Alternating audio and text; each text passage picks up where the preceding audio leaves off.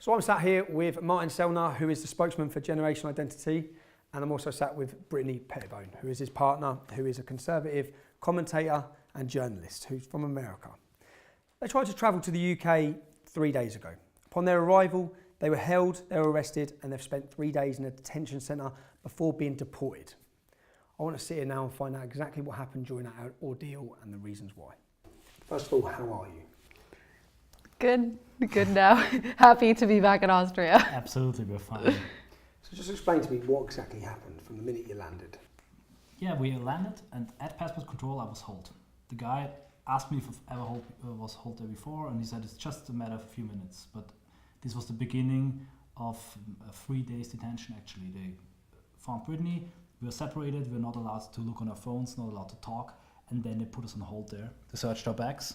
And we spent the whole day there, and then in the night they brought us into a detention center where we had to stay till Sunday, separated, unable to communicate it, and actually treated like criminals. First time you saw each other then was when you were released? At the detention center, there was a time you could go to there was like a visitor center, so they brought us separately and we were able to meet and talk, and then we had to return to our quarters. So this was the time. But the first time we could talk in private again was in the plane back from the UK. And sometimes I really didn't know where she was, she didn't know where I was. And we were in cells locked up with criminals who were being deported to Eastern Europe, illegals who came to the country illegally. And both of us were handcuffed while we were dragged over the airport. So it was really an interesting experience. Yeah. Because I walked through the main part of the airport, where everyone is getting their luggage and stuff, and everyone looking at me like you're some kind of criminal. It was embarrassing. I just started laughing. And what was your intention for coming to the UK? Yeah. Originally? My crime. What is the crime? Brittany's crime was that she wanted to talk with you, and my crime is that I wanted to speak at Speaker's Corner, and even that's a backstory to it, because I was invited the second time by Young Independents, the youth movement of UKIP, to give a speech about freedom of speech at one of their events. And both times they lost the venue because of pressure of Antifa. And threats against the venue. Threats against them, threats of violence.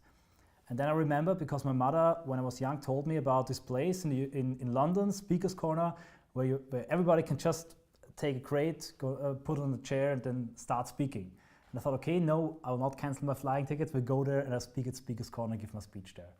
And that's your crime? That was my crime. Mm-hmm. So that's your crime.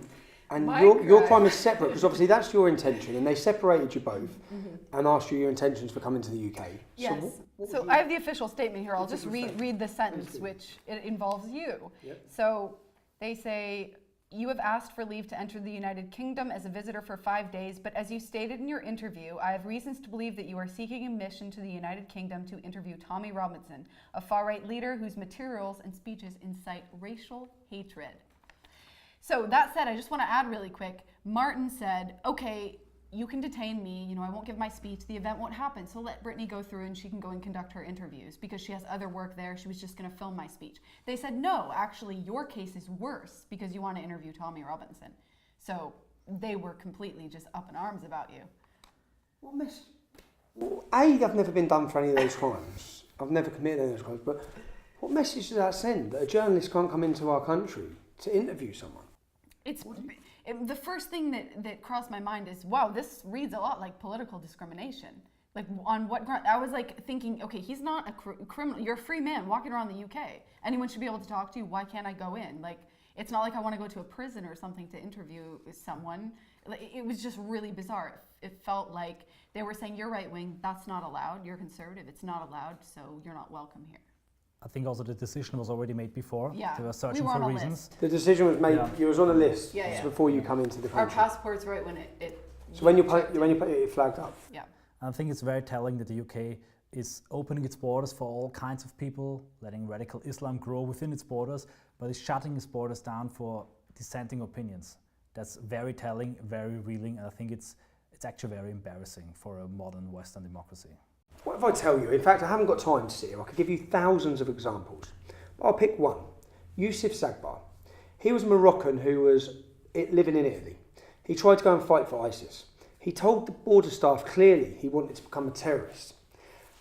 Those details and that information was passed on to the European countries, it was passed on to the British government. And he was then allowed to come to London, moved to London. He wasn't stopped. He went on to commit a terrorist attack at London Bridge, killing 8 people and injuring 48. So what is it about yourselves that's more dangerous than him? How can we make sense of that? I think it's crazy, it's telling, it's embarrassing that the British government wants to protect its citizens from dangerous thoughts more than from terrorist strikes, trucks and bombs. They're afraid of dissenting opinions. Mm-hmm. And do you think, or I've asked you a question, what do you think their fear was in your presence here? Do you think they were scared of you or what you were going to say? Or do you think they're scared of the reaction?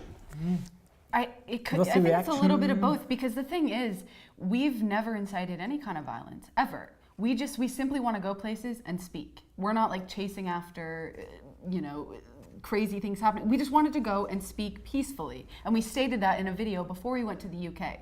What troubles me is the fact that they don't ever pursue Antifa, who set up a counter protest on Facebook. Then many of them were tweeting for over the course of several days about how they're going to shut this down by any means necessary.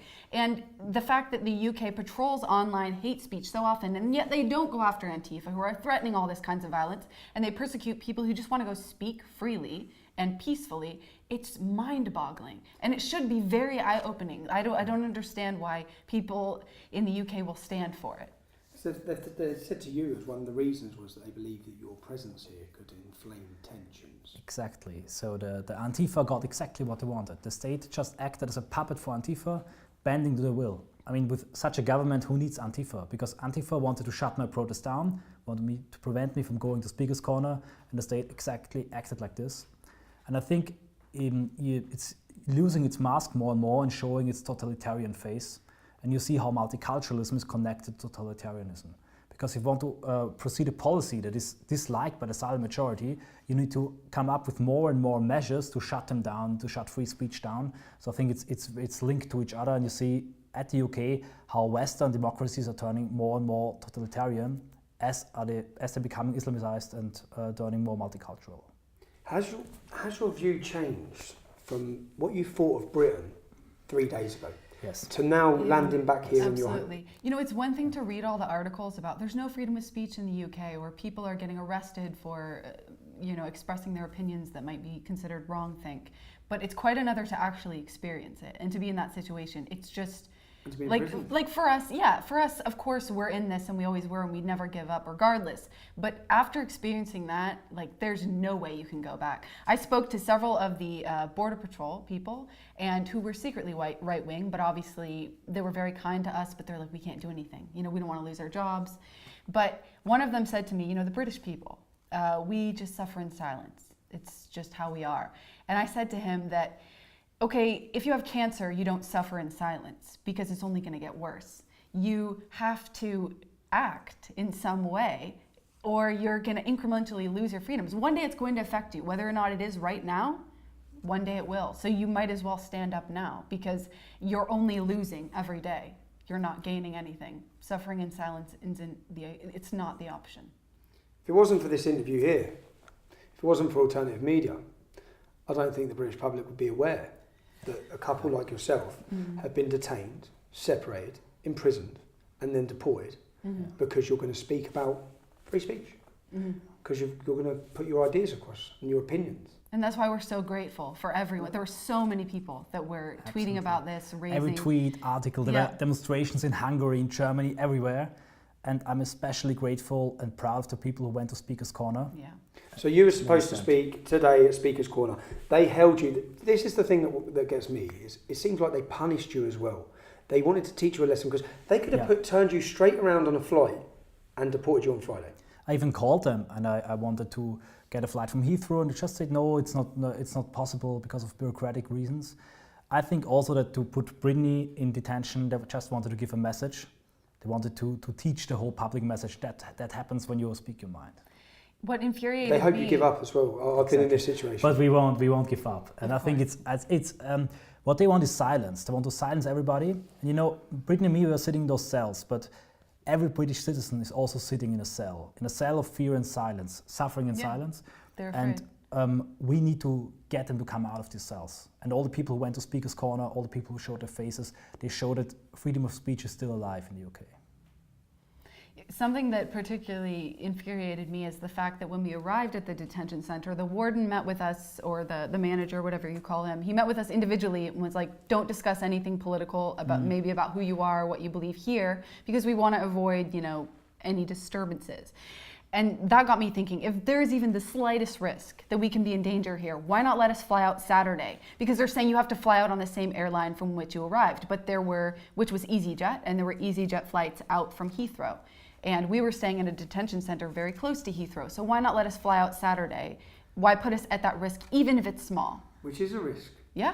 Because once people know that you speak about Islam, for example, in a detention centre, what nationality were the people you were padded up with and celled up with? Most people were black of Arab nationality. Many of them also Muslims. So I think if the word spread, if I would have stayed there a few more days, there would actually really be a real danger. A risk. Absolutely. So your lives have been put in danger by the British state. In a way it was, but I also have to say that the border forces, the normal policemen, they were very friendly. A lot of them were sympathizing with us. It was also a very British thing, like even when they put on your handcuffs and search your body, it was very polite. I think it's only British people can do it like that. What you're really complaining and what we are upset about is the decision of the government, but I think it will backfire because they wanted to keep it silent, they want to keep it under the blanket, and they want no tensions to rise, and now they have it back because a lot of people are upset now. And they want to know what I was prevented to talk about. Well, I've seen this for years, and what the British government have attempted to do is obviously silence you. And what I believe the reason for that is because they are worried about the reaction. They're always, so basically they'll take away your rights, like they take away my rights, because of a violent opposition. Now, they can stop you travelling to the UK. They can't stop me. That's my country. Mm-hmm. If you had a speech prepared, did you have a speech? Have you got a speech prepared? I had a speech prepared for the venue, and then I prepared another one for Speaker's Corner, and actually I rewrote it in my prison cell. And the thing is, I even have you got that speech? Yeah. And the thing is, so if I take this speech, this is the backfiring from the government and the police and what they're attempting to do. Speaker's Corner has a 300-year history from some of the most controversial figures, from Karl Marx to George Orwell. Vladimir Lenin. But yeah, everyone is allowed to speak there. It's part of our country's history. And the fact that they're trying to stop it, and the fact that we see Islamic preachers coming in, week in, every week, then I'll deliver this speech on your behalf. I'll read this speech out. So the government haven't won, because I can't sit there and think that you're letting them win. If they stop you giving the speech, then they win. Mm. So at 3:00 on Sunday, I'll ask anyone who values freedom of speech, whether it be in Britain or in Europe, come along and support free speech on Sunday at Speaker's Corner, 3 p.m. That's what I want to do. Thank you very much, Tom. Yeah. Also, I just want to add that the forbidden interview that I was due to do with you, yes, we're going to actually go through with that. So you can look forward to that on my channel if you're interested. The one that the band interview. It will be happening. It will be happening. And if I ask you, just to end on, what's next for you two? First of all, thank you very much for doing this. Yeah. It's a sign that they can stop the speaker, but they cannot stop the speech. They can stop persons, but they cannot stop ideas from entering countries.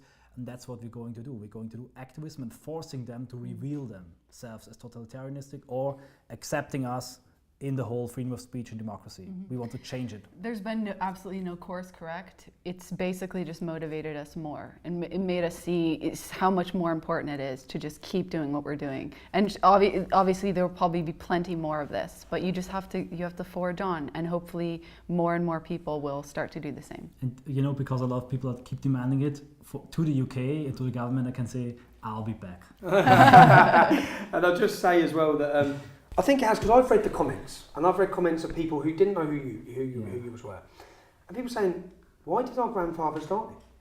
Why did our families die? They died for free speech. They died for people's rights, and they're taking them away."